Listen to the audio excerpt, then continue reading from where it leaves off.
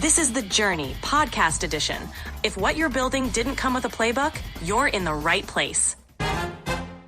Welcome back to The Journey Podcast Edition. I'm your host, Paul, and today we're talking about something that isn't always the flashiest part of entrepreneurship, but it's absolutely one of the most powerful. Marketing analytics. Now, if you just felt like your eyes kind of glazed over, stay with me though. I know the phrase doesn't exactly roll off the tongue and cause excitement, but here's kind of why it matters. Analytics are really the quiet superpower of building something that lasts. They're the difference between guessing and growing consistently in a predictable way.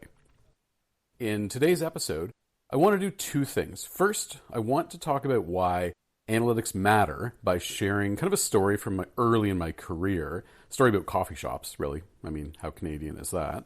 And competition and the simplest segmentation that you've probably ever seen. Then I want to break down some practical ways that you, as a builder, can start measuring what matters, even if you don't have fancy tools or a dedicated specialist to do this for you. By the end, we'll see that analytics is not really a chore, but they're kind of more like reading a compass. The thing that helps you decide what to do next with confidence. That's really kind of what analytics are and what they give you. So let's dive in. When I first started out in marketing, I was working with a client who owned a small chain of coffee shops. Over 5 or 6 years, they'd built up a handful of locations across the city that I was in at the time. Each shop had its regulars, the vibe was pretty good. On the surface, everything looked promising. But the coffee business in Canada is pretty brutal. To paint the picture, you've got Tim Hortons, basically cultural institution, right? You've got Starbucks with its kind of global wow pow, its brand power. You got a bunch of regional independent chains with pretty fierce loyalty. And also at that time, at-home coffee brewing machines, espresso machines, things you could do more fancy kind of cups with, were starting to become a thing, and they were broadly accessible for, a price that didn't really break the bank. This meant that people could start brewing something half decent in their own kitchen without ever really going to the coffee shop, right? In that kind of environment, as a really small local chain, how do you carve out your space? How do you differentiate? And that was the challenge that we were kind of facing. We knew we couldn't just rely on gut feel. We needed to intimately understand who the customers coming through the door were and what they wanted. That's where analytics started to become very, very useful. The kicker, though, is that coffee shops, not really digital-first businesses. People aren't being tracked through web funnels or signing up for newsletters or anything like that. Customers were walking in off the street, ordering a drink, and leaving, or sitting down, staying for a little while. So how do you apply marketing analytics to a business like that? Well, we started out by looking through the information that we had access to, which was point-of-sale data, really, and I created the simplest segmentations that you can imagine. There were two groups that I created, basically. The first group I called Grab and Go. These are commuters who came in before work between 7 in the morning and 10 in the morning sort of thing. Their number one priority, what they needed was convenience and speed. Get the coffee, get out, catch the train or the bus or whatever else, how you're getting to work. The second group, the second segment, sip and sit. These were mostly afternoon visitors showing up between 1 and 4 after their lunch breaks or, maybe for lunch meetings. Their priority, totally different. They wanted comfort. They wanted a place to sit down, meet a friend, read a book, take in a breather, whatever. That was it. Two groups. Nothing really fancy. But those two groups gave us quite a bit of clarity on what we could do. Once we saw that split, we could act on it. For mornings, we optimized operations. Faster service lines, prepackaged items, better flow. For the afternoons, we leaned more into experience. Starting at 1 o'clock, there was table service. There was experimentation with kind of sampling. So new pastries we would sample in the afternoons. And we really worked to create a warm, inviting environment for that sip and sit crowd. And the result, revenue lifted in both time slots, not because we reinvented the product, but because we aligned the experience with those two segments' needs, even though they were remarkably, drastically different. And that's the power of analytics. It doesn't have to start with a giant dashboard. Sometimes it starts with noticing, hey, people behave differently at different times of the day. Over time, as we layered in more data, we built out a loyalty program with personalized perks. And even at one point, after about a year, we created a members-only lounge area in the flagship store that drove some new revenue streams. The chain started doing events in the evening there after hours, and it worked quite well. But it all began with those first simple insights that came from going through the data. Why did I tell you that story? Because analytics, they often get framed as data for data's sake. Endless spreadsheets, vanity metrics, dashboards that nobody really looks at. But at its core, analytics, especially marketing analytics, is about creating insights. Let me put it this way. Data tells you what happened. Insights tell you what you can do next when you think about them. That's the distinction. A report shows sales dipped last Tuesday. Interesting, maybe, but not useful. Realizing that your afternoon crowd spends 20% more when you offer table service, that's an insight that you can build on. Analytics exists to build insights. Insights exist to fuel better questions, and better questions drive better decisions. Let's dig a bit deeper into segmentation, because this is where builders, I find, often stumble a little bit. A customer segment is just a group of people, group of customers with something in common. A meaningful customer segment is a group of customers with something in common that you can actually act on. That's the key. If you can't take a clear action based on the customer segment, it's really just kind of useful for trivia, right? And keep in mind that you create customer segments. You define them. You can group them any way that you want. So how do you know if a customer segment is meaningful? Ask yourself a few questions.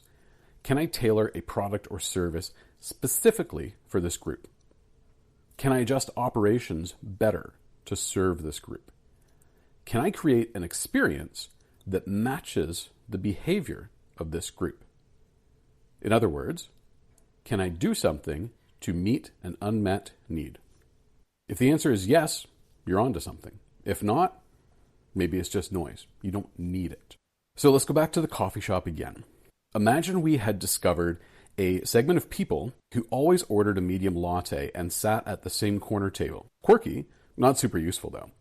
But realizing that afternoon visitors preferred lighter roasts and stayed longer, that's useful. More dwell time, more opportunity to upsell. You can design offers and service around that. So the difference really between trivia and strategy is actionability. Now you might be wondering, okay, but where do I even get this data? If you run an online first business, super straightforward. You install Matomo, Google Analytics, any of 1,000 purpose-built software packages to do this stuff. You use your email service providers, reports maybe, tap into your e-commerce platforms, dashboards. The data is right there. A couple of clicks and you're good to go. But if you're not digital first, you have to think differently and you have to work a bit harder at this. Any system that produces a report can be a data source that's useful for marketing. Point of sale systems, booking tools, CRMs, loyalty applications, even, like records on a clipboard. Maybe somebody walks through the door and you just take a note of dwell time, how long they're there, kind of what they do. It's not as creepy as it sounds, I promise. For the coffee shop, it was their point of sale system. We didn't have customer identity tied to that data, right? But the transactional data itself, what was sold, when it was sold, how often, that was enough to get started. An important point to remember, too, is you don't need perfect data. You need directional data. You need things that help you spot patterns and test ideas. As your business grows, you're probably going to find yourself juggling multiple data streams, different sources. Web analytics here, sales reports there, customer feedback somewhere else. Switching between platforms gets really annoying really quickly. The good news, though, is that you don't need enterprise-grade analytics software to make sense of it, even though for a lot of businesses that is the logical step. Get a platform that makes it easy to integrate everything. In my own toolkit, I often use like Google Sheets to aggregate raw data across a bunch of different tabs. Then I filter it, connect it to Looker Studio to visualize it. That's it. It's simple, it's scrappy, it's effective, and it's free, kind of, unless you're paying for a Google Workspace subscription. But this gives you a bit of a taste of that enterprise-grade kind of solution without buying, like the 7-figure-a-year license. If there's a need to buy that 7-figure-a-year license, do it. If there isn't, don't, right? Keep things simple. I never underestimate what a humble spreadsheet can do. I've seen businesses run 7-8-figure revenue operations just with spreadsheets without anything that much fancier when it comes to analytics. The goal isn't perfection. The goal is clarity, especially when you're starting out. Now, if we zoom out for a moment, think about competition. It can feel like a daily battle. There's always someone trying to undercut your price, shouting louder in ads, moving faster, seemingly. But competition is also a gift. It forces us to sharpen our tools, to make the offer more relevant, more pointed.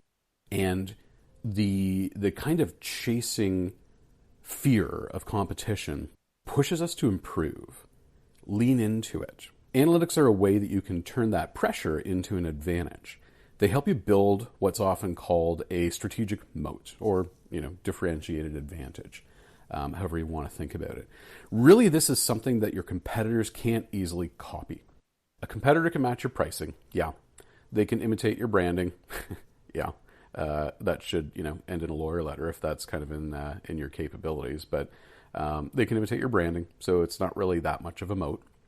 But they can't replicate the deep customer loyalty that you create by understanding people, understanding your customers better than they do. That's what analytics really measure in this kind of case, right? When you're thinking about it this way. It's not transactions, but it's kind of the flames of loyalty and the differentiation that keep your business ahead of the competition. Thinking about this as a framework that we can actually use, here are the steps that you want to go through to create a framework to get you started with web analytics, with marketing analytics, sorry. Step 1, identify your data sources. Don't wait for perfect tools. Start with what you already have. Point of sale systems, spreadsheets, email reports, surveys, whatever. Look for behavioral patterns is the next step. Group your customers by things that are common to them. Maybe it's when they buy, what they're buying, or how often they show up and how long they stick around. After that, you want to take the step of testing a simple hypothesis. If you think that morning customers care about speed, make service better, faster, like we did with that coffee shop years and years ago on one of my early consulting engagements. If we think afternoon customers value comfort, make it cozier. Take your hypothesis then into the next step and measure the outcomes from it, from what you did. Did revenue lift? Did engagement improve? If yes, then double down. You've got a path. If no, adjust your hypothesis, try again. And the last step is expand thoughtfully. Once you're confident with the basics, add more layers. Preferences, demographics, psychographics, other things that get a little bit more nuanced. This isn't about sophistication for sophistication's sake. It's about starting simple, building confidence, and layering complexity only when you need it. Nuance will often equal opportunity, and finding opportunity in nuance is pretty valuable. Some closing thoughts. Here's kind of the takeaway for today as I see it. Marketing analytics aren't about staring at numbers. They're about listening to your customers, listening not just to what they say, but to what they do. Your version of the grab and go versus the sip and sit will probably look completely different, but I guarantee you it exists. Every business has those patterns waiting to be discovered. When you uncover them early, you gain an advantage. You create conditions for growth that don't rely solely on chance, and that's powerful. So, don't think of analytics as the boring part of your business. Think of them as your builder's compass, the thing that helps you navigate uncertainty and move with more confidence. Next week, we're going to take this topic a little bit further, more deeply. We'll talk about specific metrics worth tracking, how to benchmark your performance over time, and even how to create custom metrics that fit your unique growth journey versus just the out-of-the-box stuff that kind of comes with different analytics solutions. And that's it for this edition of the show. Check out the link in the show notes for the companion post with tools and downloads. In there, I threw in a sample of a analytics kind of dashboard that I whipped up with some dummy data in Looker Studio. Poke around through it, copy it to your Google account if you want. And that's it for this episode of the Journey Podcast Edition.